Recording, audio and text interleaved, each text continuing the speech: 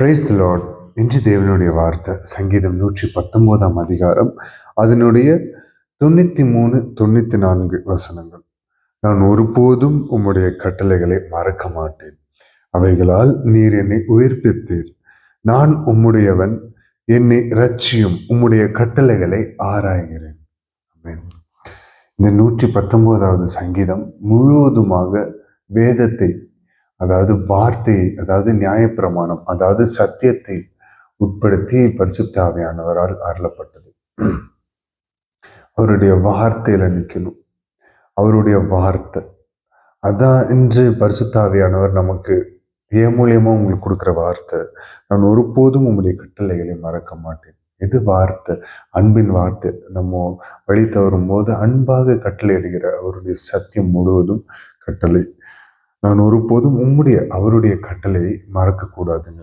எந்த வழியில போனாலும் இது தவறு என்று உணரக்கூடிய பரிசுத்த ஆவியானவர் நமக்கு கற்பித்த, அவரு நமக்கு கொடுத்த வேதத்தை, அவரு நமக்கு கொடுத்த வார்த்தைய, இதயம் என்னும் கற்பனைகளை பொறிக்கப்பட்டா நம்ம மறக்க மாட்டோம். அப்படி மறக்காம அவைகளால் நீர் என்னை உயிர்ப்பித்தீர். நம்ம துவண்டு போன நேரத்துல, நமக்கு யாருமே உதவியற்ற ஒரு நேரத்துல, நம்ம முடிஞ்சிட்டோம் அப்படின்னு நினைச்சு எல்லாருக்கும் முன்னாடி ஜீவன் பலன் இல்லாம பலனற்று சோர்வற்று இருந்த நேரத்துல அவருடைய வார்த்தை நம்மளை உயிர்ப்பிச்சு. அதுதான் அவைகளால் நீர் என்னை உயிர்ப்பித்து, அவருடைய கட்டளை மூலியமா, அவருடைய வார்த்தையின் மூலமா நம்மளை உயிர்ப்பித்தார். அடுத்த வசனம் இவ்விதமாய் அழகா சொல்றாரு, நான் உம்முடையவன். தாவீது சொன்ன மாதிரி நான் உம்முடையவன். நம்ம எல்லாரும் ஆண்டவர் இடத்துல சொல்லணுங்க, உடைய கட்டளையை மீற மாட்டேன் அப்படின்னு சொல்லணும், மறக்க மாட்டேன் அப்படின்னு சொல்லணும்.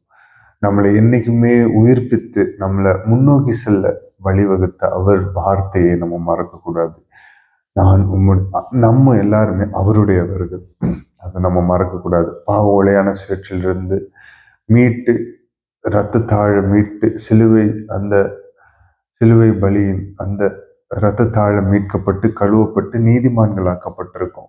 நாம் எல்லாருமே அவருடையவர்கள், நாம் எல்லாருமே அவருடைய பிள்ளைகள், நாம் எல்லாருமே அவருடைய புத்திரர்கள், நாம் எல்லாருமே அவருடைய சிநேகிதர்கள். நமக்கு ஒரு தகப்பன் உண்டு, நாம் எல்லாம் அவருடையவர்கள் என்பதை நினைவில் வைத்து கொண்டு என்னை இரட்சியும் என்று கேளுங்க.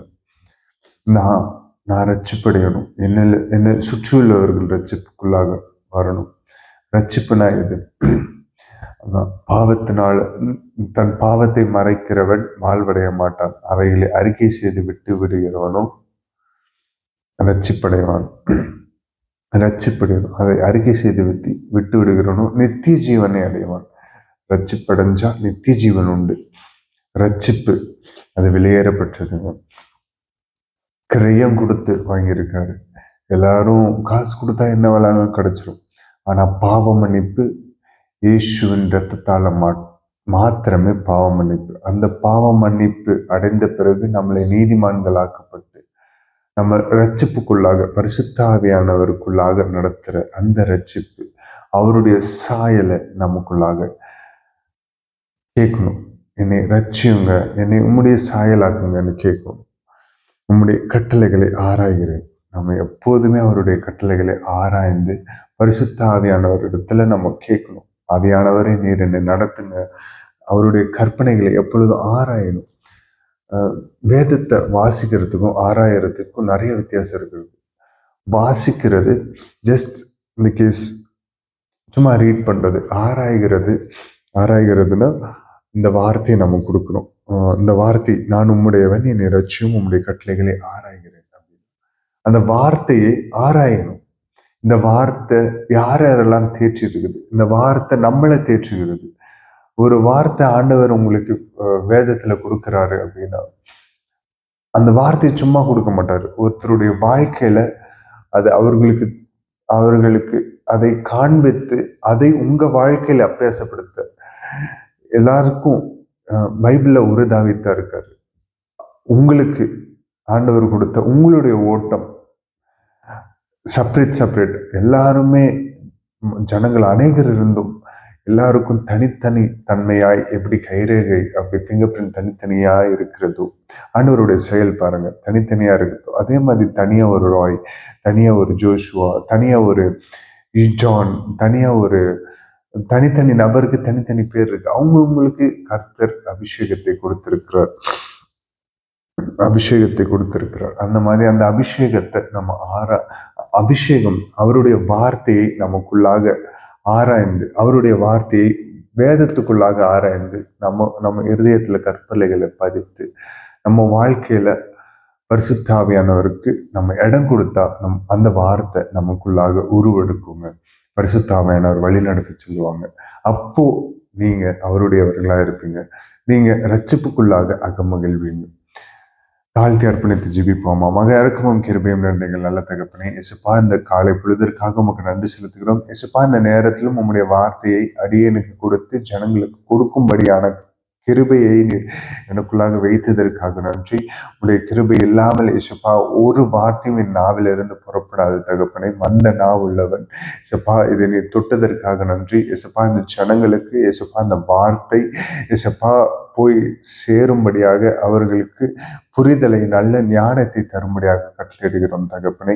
இசப்பா உம்முடைய வார்த்தை இசப்பா உம்முடைய கட்டளைக்குள்ளாக இசப்பா அதை மறக்காமல் அதை ஒவ்வொரு நாளும் இசப்பா வழி விலகி போகாதபடி இசப்பா வழி விலகும் போது உம்முடைய வார்த்தையை கொடுத்து அவர்களை வழிமாற்றி இசப்பா நித்தியத்துக்கு நேராக உம்முடைய வீட்டிற்கு நேராக அழைத்து செல்லுங்க. பரிசுத்தத்துக்கு நேராக அழைத்து செல்லுங்க. இசப்பா நான் உம்முடையவன் என்று இசப்பா ஸ்தோத்திரிக்கிறோம். இசப்பா உறுதியாய் இசப்பா நாங்கள் சொல்லும்படி எங்களுடைய வாழ்க்கை பரிசுத்தமாய் வாழ பரிசுத்த ஆவியானவர் எங்களுக்குள்ளாக தங்கி எங்களுக்குள்ளாக இருந்து ரட்சிப்புக்குள்ளாக நடத்துங்க ராஜா. இசப்பா ஸ்தோத்திரிக்கிறோம் தகப்பனே. ஒவ்வொரு நாளும் இசப்பா உம்மோடு கூட உம்முடைய வார்த்தையில நடக்க, உம்மை பிடித்து கொண்டு நடக்க.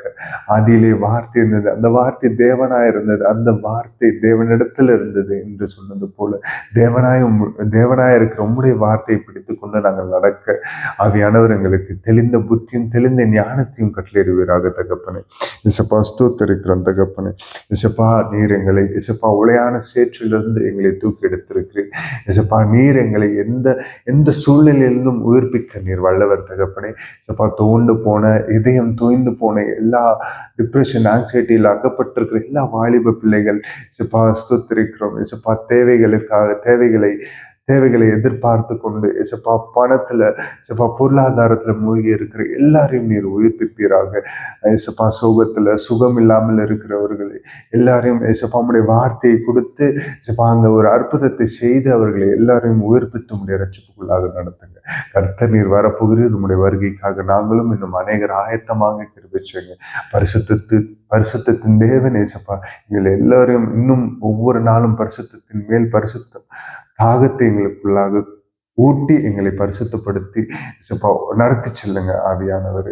நீர் ஒருவரே பெருகணும், நாங்க செல்லணும். எல்லா துதியும் எல்லா கணமும் ஒருவருக்கு மாத்திரம் செலுத்தி தாழ்த்தி அர்ப்பணித்து ஜெபிக்கிறோம். மீட்பெரும் ரட்சகருமாக இயேசு கிறிஸ்துவின் நாமத்தில் கேட்கிறோம் ஜீவனுள்ள எங்கள் நல்ல பிதாவே, ஆமென். Praise the Lord. Good morning and a blessed day. God bless you all. Thank you.